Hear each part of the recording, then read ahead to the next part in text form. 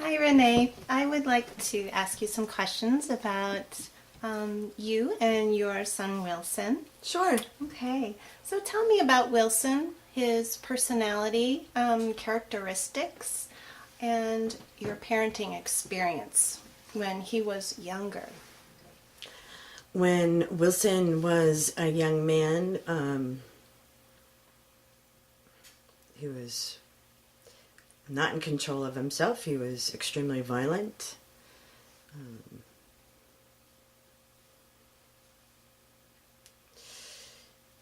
he was hurtful to himself and others, physically, verbally, out of control completely of his body, of his mouth, uh, his energy.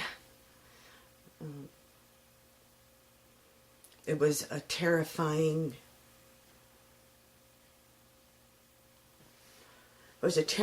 frightening time of our life.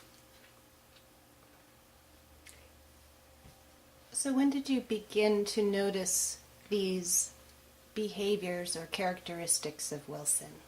The negative energy characteristics, Yes. about 4 or 5 years old, full bore. Before that, he was just busy. Oh, he was a busy kid. Busy baby, busy toddler, just busy. Busy, busy, busy, busy. I'd see people with these babies that they could lay them down and take naps, and they could lay their children down at night to go to sleep. And going to sleep at night was a battle. It was a place of dread. That was supposed to be a place of joy, right? Mm. And I never had that experience with him when he was little. Mm. How did Wilson respond to you and to other life situations by his behavior? Um,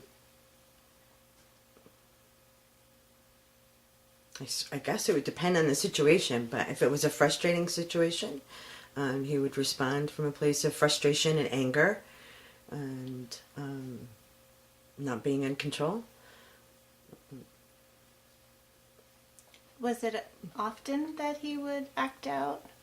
Um, Not before school age. It was not often before school age. Once school started, then it was a whole nother world. Tell me about Everything. that. Okay, so everything increased about 100-fold. um,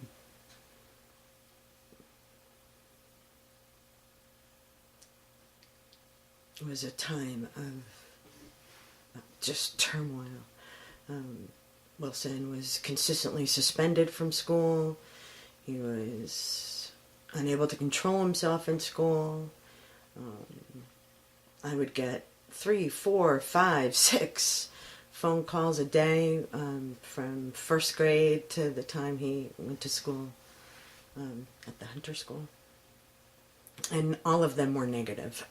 There was never a positive phone call ever from the time he was 5 to about 7.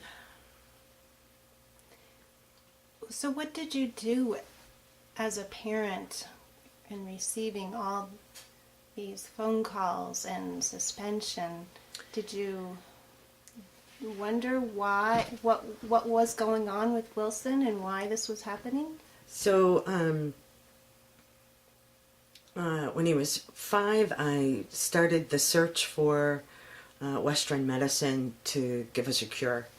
And by the time he was 6, we had 3 full-blown psych evals. I paid for 2 of them out of pocket, and his school district didn't believe either one of those, and they had a third done. And all 3 of them came back with all these diagnoses. Let's see. Severe ADHD, mood disorder, NOS, ODD, possible bipolar, spectrum stuff. There was physical therapy issues. There was occupational therapy issues. The only thing there wasn't was speech therapy issues. He was very eloquent in the way he could speak. So I started medicating him. Out of something that you desired or was recommended? I thought it was the way to go. I thought it was the cure. Mm-hmm. And so what type of medications were prescribed, or there was multiple or just one? I'm celebrating an experience. Hang on.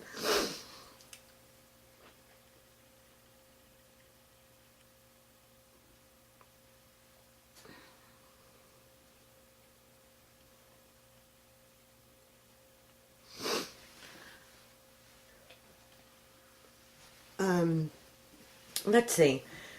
One of the first medicines that was prescribed to Wilson was Thorazine.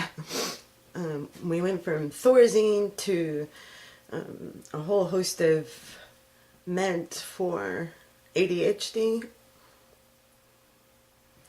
and then a whole host of meds for mood regulation, and it was a challenge. From 5 to 7 years old, it was groundbreaking territory for me. Learning all the nuances of what's appropriate medication, what's not appropriate medication, how do you know when they're overdosing or getting the wrong medication, what are the side effects, how much is this hurting him, what are the behaviors of the medicine, or the behaviors. And it's still nothing. I mean, it was a whirlwind. It was an absolute utter whirlwind. And then when Wilson was 7, he it's okay. What? Is it okay? No. I picked him up from what was a horrible, horrible day at school, and Wilson shared with me that, can I share? Sure. That at 7, he had a plan to kill himself. I didn't know 7-year-olds I didn't even know he knew what it was. So was this the point where you realized that Wilson needed a change, or what was it that... Well, I'd been searching and searching and searching and searching and searching a little bit more, and then I searched some more, and I knew I had to get him out of school, but I was a single mother, so I didn't know how to get him out of school and, just tuck him underneath my wing and take care of him. I had to figure out a way to keep food in our house. So I started searching out alternative placements, alternative schools. And I knew I wanted to get him off the medicines. So I knew I needed to find someplace that was going to, within a short period of time, try to help me do that. And that's when I found the Hunter School. Tell me about your experience at the Hunter School. Or with the Hunter School. So the first year Wilson went to the Hunter School. He went as a day student, and he would commute back and forth an hour and a half both ways, twice a day. But it was great because he's bonded with people finally. And the staff was willing to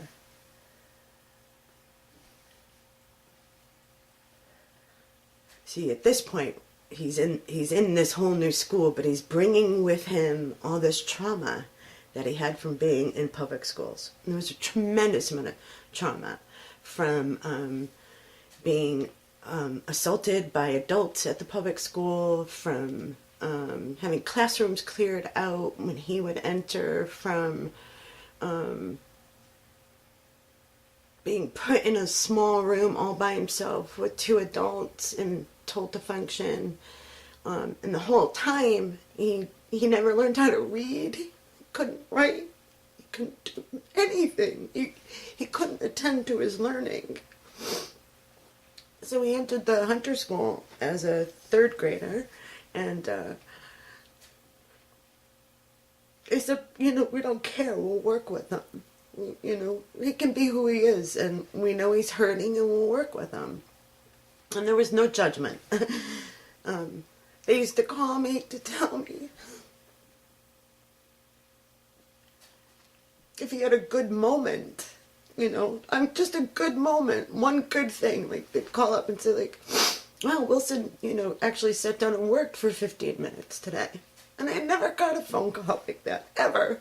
Ever. You know, the phone calls I got were, he's out of control, he's hurting people, he's hurting himself, he's banging his head against the wall, you gotta come get him, he's been kicked out again, he's been kicked out again.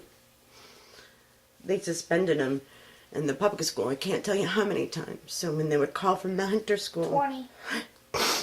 when they would call from the Hunter school, and they'd tell me these good things, I would always say to them, it got to the point where the counselors knew the first thing they had to tell me was, we're not kicking him out. Because that was always my question. Are you going to kick him out now? Are you going to kick him out now? And they always said, no, we're keeping him. We love him. Describe Wilson now and your experience with him since he's been at the Hunter School.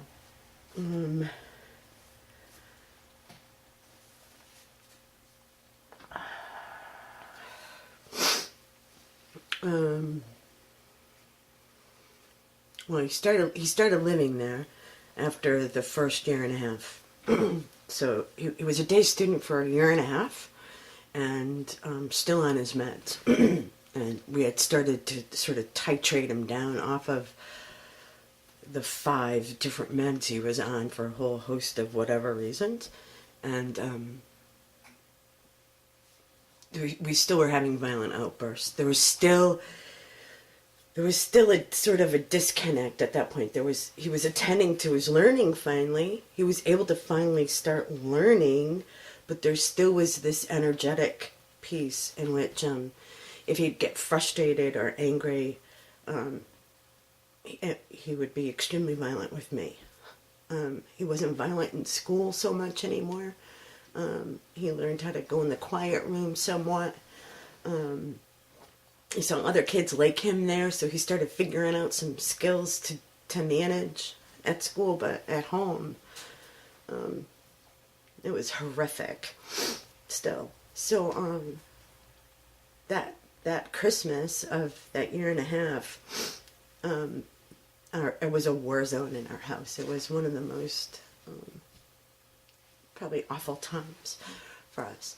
And I called to the Hunter School, and I begged them to help me. I said, I can't do this. And we were in this cycle where I was having to do these restraints with Wilson to keep him from harming himself or harming me. And it was like daily, you know. So we went about 3 weeks of every day my having to put him in a hold. And thank God I was trained as a school teacher, but still, that's a place you don't want to go with your own kid. You know, it's, and I never had anybody to process with, right? You know.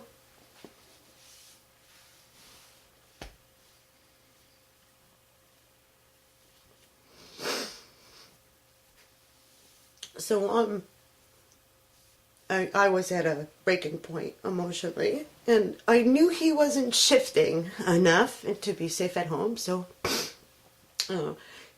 he started to live at the school. And You didn't even tell me that. And I didn't even tell him about it.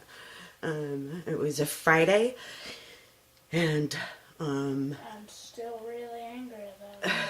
and he's still really angry at me about it. He had no say in it, and he was starting living at the school. And the deal was, I couldn't talk to him for like the first 2 weeks or something. They said, nope, you know, this is going to be the best thing. You got to really just sort of stop the cycle. And then he started, during that time frame, doing all the energy work.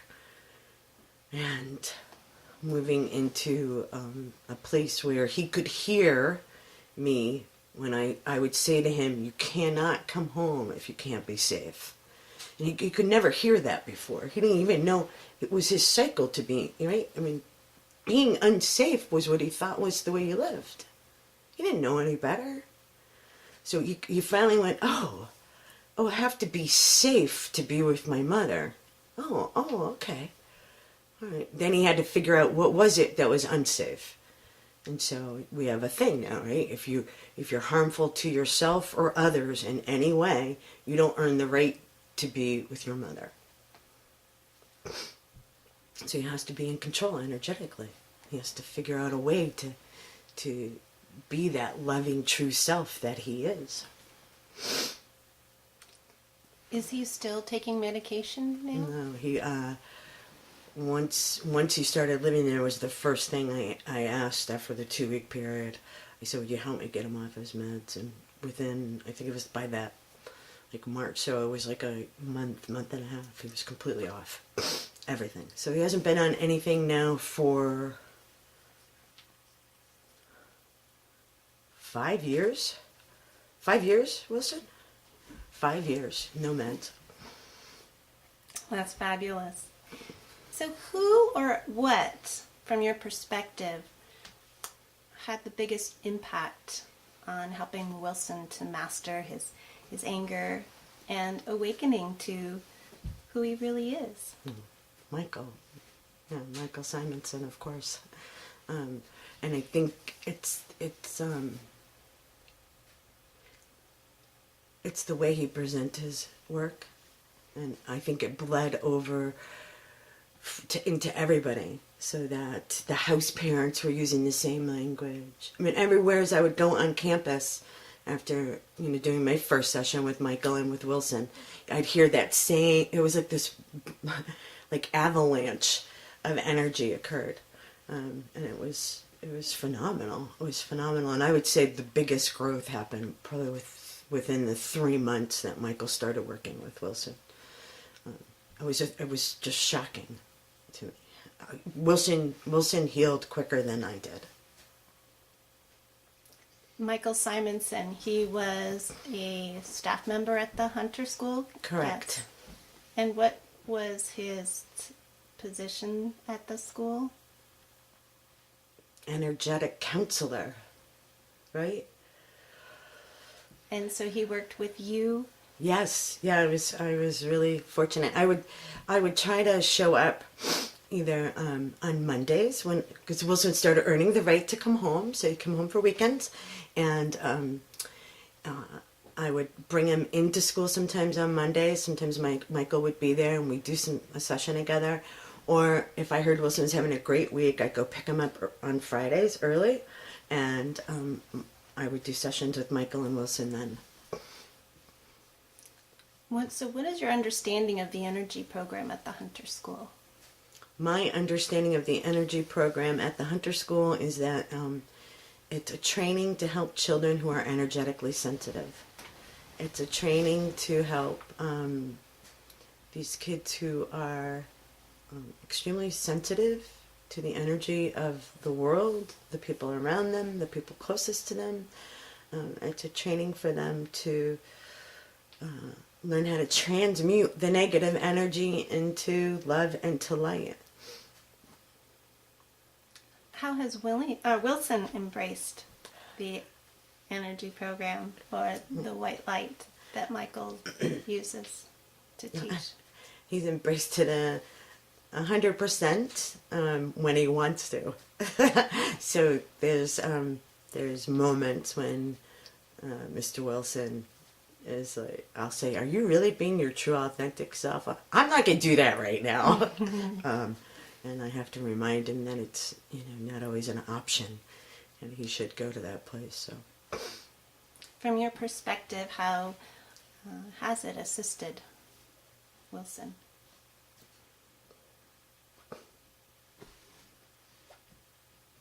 It saved Wilson's life.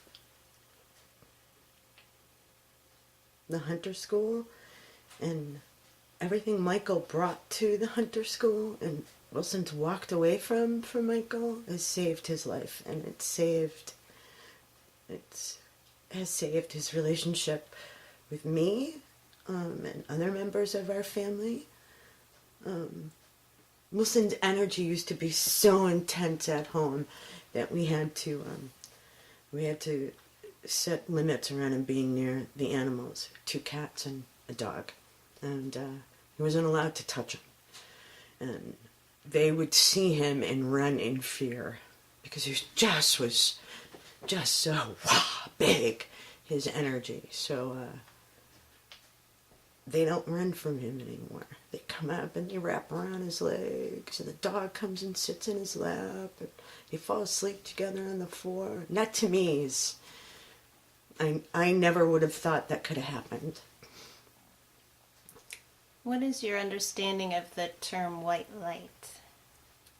My understanding of the term white light is that it is loving, healing energy from source, which we call God in our house.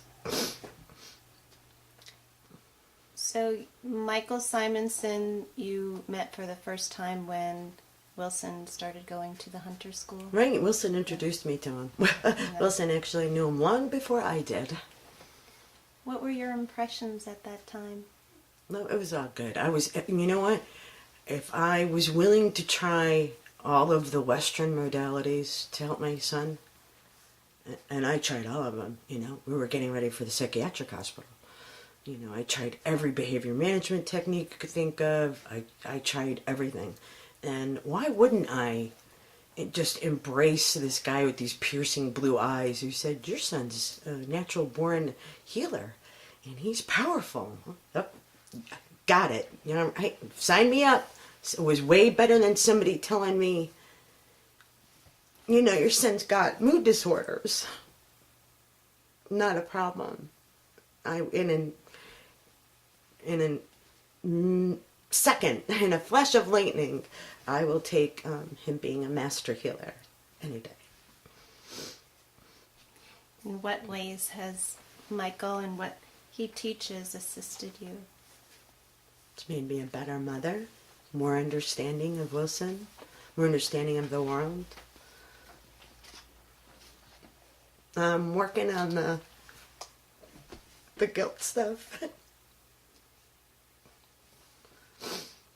It's made a more loving household for us all. Michael teaches that many of these labels that are applied to these children are very detrimental to their understandings of themselves and has an adverse effect on their ability to take control of their lives. He coined the phrase energetically sensitive children to describe these children as opposed to how many others see and relate to these children through the labels they impose upon them.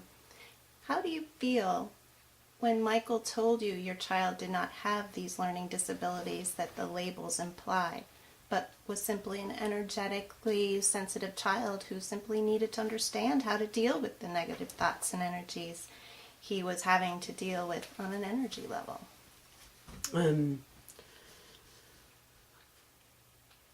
I felt relief. Again, it's much better than being told your child has all these other disabilities. And I felt like this was the road to go on to empower my son. Instead of disabling him with disabilities, we were enabling him to be more powerful.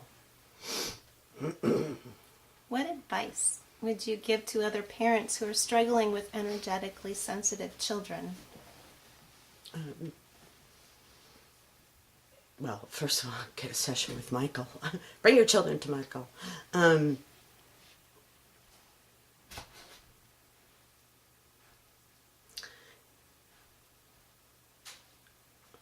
What advice would I give to them besides that?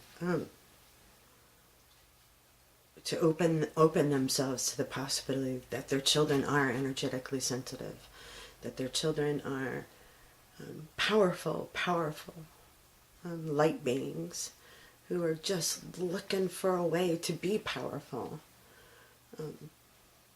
And when parents get tired and they're beaten down enough from doing things the way the schools want you to or the Western medicine wants you to, then open your heart and And this is a very powerful way to heal your life, to heal your children.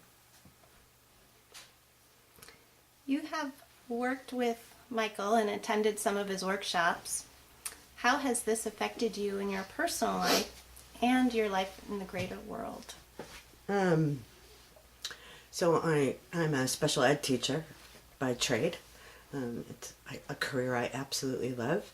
So aside from it helping me with Wilson, I find I'm better able to work with parents who I see their hearts are breaking, and I find that I can come from a much more compassionate, loving place instead of just like a business place from a school setting.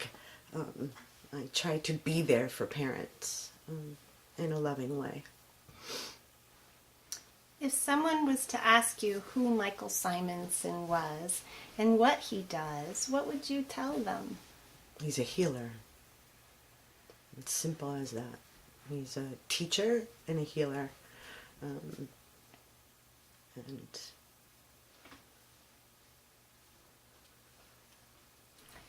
Michael is now expanding his energy program worldwide. What are your thoughts on this? sign me up. Sign Wilson and I up. We'll go on tour. We'll go worldwide and we'll share our loving energy with the world. I would highly recommend it to everyone and anyone, whether you have children like my boy or not. If you're just looking to come from a place of more love and to heal yourself, to help heal the world, I would highly recommend attending any of his workshops. Thank you so much, Renee, for sharing your personal experience. Thank you. You're welcome.